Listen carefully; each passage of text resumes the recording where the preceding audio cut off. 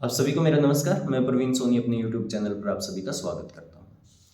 HPSC PGT भर्ती की advertisement को कब जारी करेगी, इसके संबंध में कल बहुत से न्यूज़पेपरों ने इस चीज़ को कवर किया था और एक न्यूज़पेपर में ये बात आई भी थी कि HPSC अपनी भर्ती की जो एडवर्टाइजमेंट का नोटिफिकेशन है वो नवंबर के बाद जारी कर सकती है। देखिए, मैं इस खबर का पूरी तरह से खंडन करता हूँ और ये कहीं से भी सही साबित नहीं होगी, क्योंकि मैं ये मानता हूँ कि नवंबर तक तो आपका एक एग्जाम HPSC द्वारा ले लिया जाएगा और अगले स्टेट को इस भर्ती में शामिल नहीं किया जाएगा। तो इसके संबंध में मेरे पास कुछ सूचनाएं हैं कि HPSC PGT भर्ती की एडवर्टाइजमेंट कब जारी करेगी। अब ये सूचनाएं 100% ही सही हो, इस बात को मैं भी नहीं कहता, क्योंकि ये सूचनाएं हैं भविष्य से संबंधित और भविष्य होता है आपका अनिश्चित। तो 99% फिर भी मैं ये कह सकता हूँ कि मेरी सूचनाओं पर आप भरोसा कर सकते हैं। तो देखिए, HPSC PGT एडवर्टाइजमेंट की नोटिफिकेशन कब जारी करेगी, उससे पहले आप सबके सामने एक नोटिफिकेशन जारी किया जाएगा और वो होगा भर्ती की विड्रॉ का नोटिफिकेशन। विड्रॉ का नोटिफिकेशन क्यों आएगा? क्योंकि कोर्ट के अंदर जज साहब ने अपने मुंह से खुद ये कहा था कि भर्ती जो PGT है या जितने भी एग्जाम हैं, लगभग टीचर के एग्जाम में पेपर सब्जेक्टिव ही होना चाहिए। ये क्यों होना चाहिए? क्योंकि बच्चों को तो बोर्ड पे पढ़ाना है, लिख करके पढ़ाना है, तो पेपर का जो पैटर्न होना चाहिए वो सब्जेक्टिव होना चाहिए ऑब्जेक्टिव की बजाय।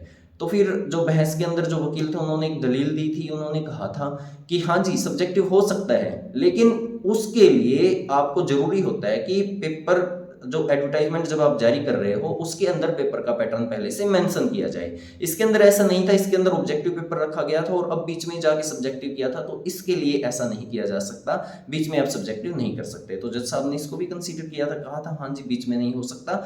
तो फिर एजी साहब ने ये कहा था कि ठीक है, बीच में नहीं हो सकता, रूल चेंज हुए हैं, तो हम इस भर्ती को विड्रॉ करेंगे और विड्रॉ करने के बाद जल्द ही इसको फिर एक नई तरह से इसको एडवर्टाइजमेंट किया जाएगा। तो इसलिए आपके सामने सबसे पहले एक विड्रॉ का नोटिफिकेशन आएगा और उसका टाइम होगा 7 दिन से 10 दिन के अंदर आपके सामने वो नोटिफिकेशन आ जाएगा। ऐसी संभावना है कि वो संडे या मंडे को भी आ सकता है और बहुत जल्द आपके सामने विड्रॉ का नोटिफिकेशन आपको देखने को मिलेगा। जैसे ही विड्रॉ का नोटिफिकेशन आता है उसके ठीक 10 से लेके 15 दिन के बीच, ये मेरे पास संभावना नहीं है, ये मेरे पास सूचना है कि 10 से लेके 15 दिन के अंदर या उससे पहले आप भर्ती के लिए फ्रेश एडवर्टाइजमेंट देखेंगे। जो फ्रेश एडवर्टाइजमेंट होगी उसके कुछ नए रूल होंगे, कुछ नई कंडीशन होंगी और सारे रूल और कंडीशन ऐसी होंगी जिनको चैलेंज नहीं किया जाएगा। तो जून के लास्ट तक आपके नए एडवर्टाइजमेंट के फॉर्म भरवाए जाएंगे और अगस्त में आपका एक पहला पेपर होने की पूरी संभावनाएं जताई जा सकती है।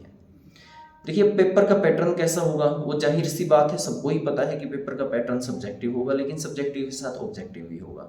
यानी कि जैसा भर्ती में पहला किया गया था वैसा ही अब की बार फिर से होने वाला है। आपका सबसे पहले प्री पेपर लिया जाएगा, वो ऑब्जेक्टिव होगा और उसमें जो कंडीशन होगी वो है 25 की मिनिमम एक कंडीशन होगी, जो 25 नंबर हर एक अभ्यर्थी को उसमें लेने ही होंगे, तब वो मेन देगा। जो मेन की एक मिनिमम जो कंडीशन है वो 35 की ही आपको देखने को मिलेगी, इसमें 35 को ही रखा जाएगा और 35 मिनिमम क्राइटेरिया होगा और उसके बाद ही कट ऑफ के हिसाब से आपको इंटरव्यू के लिए शॉर्टलिस्ट किया जाएगा। पेपर सब्जेक्टिव और ऑब्जेक्टिव दोनों होंगे, लेकिन इसके साथ में ये जरूर कहना चाहूंगा कि कुछ ऐसे बच्चे भी होंगे जिनका परी नहीं होगा, उनका सिर्फ मेन पेपर लिया जाएगा।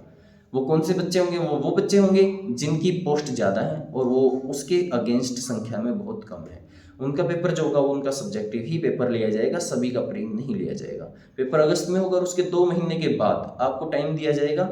2 महीने के ठीक बाद आपका मेन एग्जाम लिया जाएगा। 1.5 से 2 महीना भी हो सकता है, वो 2 महीने के बाद आपका मेन लिया जाएगा और मेन में 35 कंडीशन के साथ इसको क्वालिफाई मार्क्स इसके रखे गए हैं और उसके बाद दिसंबर के तकरीबन दिसंबर या जनवरी में इस भर्ती को कंप्लीट कर लिया जाएगा। तो एडवर्टाइजमेंट का नोटिस आएगा, आप मई में ही इसको देख सकते हैं। जून के लास्ट तक इसके फॉर्म भरे जाएंगे, अगस्त में इसके पहला पेपर प्री होने की पूरी संभावनाएं हैं। प्री और मेन दोनों पेपर होंगे। मिनिमम जो क्राइटेरिया रहेगा इसका 25% और 35% मिनिमम अंक निर्धारित किए जाएंगे। इसके बाद मेन होगा, 2 महीने का टाइम उसमें दिया जाएगा आपको और उसके बाद फिर इंटरव्यू होगा। इस तरह से आपकी भर्ती को कंप्लीट कर लिया जाएगा। अगला जो एचटेट आएगा उसको इस भर्ती में शामिल नहीं किया जाएगा। और एक बहुत ही महत्वपूर्ण बात इसमें मैं कहूँगा कि एज, फीस और एस्टेट जो रिलैक्सेशन था उनके बच्चे बहुत ही ज़्यादा टेंशन में हैं इस बारे में, तो मैं उनको बिल्कुल सटीक जानकारी देना चाहता हूँ। एज और एस्टेट जो 2019 में जिन बच्चों ने भरा था, जो 2022 में जिन बच्चों ने भरा था या 20 में जिन बच्चों ने भरा था, उनको इसमें शामिल किया जाएगा। फीस की मैं नहीं कहता, लेकिन एज रिलैक्सेशन और एस्टेट की जो वैलिडिटी की जो रिलैक्सेशन थी वो 100% एक पॉलिसी बना करके दी जाएगी, उसको भी चैलेंज नहीं किया जा सकता कोर्ट के अंदर, और उन बच्चों को शामिल किया जाएगा। तो अब आपको क्या करना है, आप सभी को अपने घर पे बैठ के बहुत अच्छी तरह से तैयारी करनी है, क्योंकि मेरे पास ये सूचना है कि जो पढ़ेगा वही लगेगा। इसमें गड़बड़ियों की संभावना बिल्कुल नहीं होने जा रही है। जितना भी पीजीटी का मुद्दा उठा है, जितना भी हाईलाइट हुआ है, कोर्ट के अंदर बात गई है, सरकार के ऊपर बहुत दबाव है, और सरकार के ऊपर दबाव है, साथ ही एचपीएससी के ऊपर बहुत दबाव, और एचपीएससी ने सब्जेक्टिव को ऐसे ही नहीं रख लिया। एचपीएससी में बकायदा मीटिंग हुई है, बकायदा तर्क वितर्क हुए हैं, और उनके बाद सीएम साहब को भी ये बातें बताई गई है कि सब्जेक्टिव क्यों होना चाहिए, और सीएम साहब से मंजूरी लेने के बाद इस पेपर को किया गया है। तो सारा का सारा मुद्दा सीएम साहब के संज्ञान में है, सारा का सारा मुद्दा पब्लिक के संज्ञान में, और सारा का सारा मुद्दे पर एचपीएससी पे बहुत गंभीर है। तो इस तरह से कहा जा सकता है कि ये जो भर्ती होगी ये बहुत अच्छी तरह से पूरी की जाएगी। तो अभी फिलहाल के लिए यही सूचनाएं थी। मेरे चैनल को सब्सक्राइब इसके लिए आप जरूर कीजिएगा, क्योंकि सब्सक्राइब करने से मेरा हौसला बढ़ेगा और आगे भी मैं एक सटीक जानकारी आपको देता रहूँगा। साथ में आप इसमें कमेंट्स कर सकते हैं, आपकी क्या राय है वो आप कमेंट बॉक्स में जरूर मेंशन कीजिएगा, और मेरे साथ ऐसे बने रहिएगा। धन्यवाद।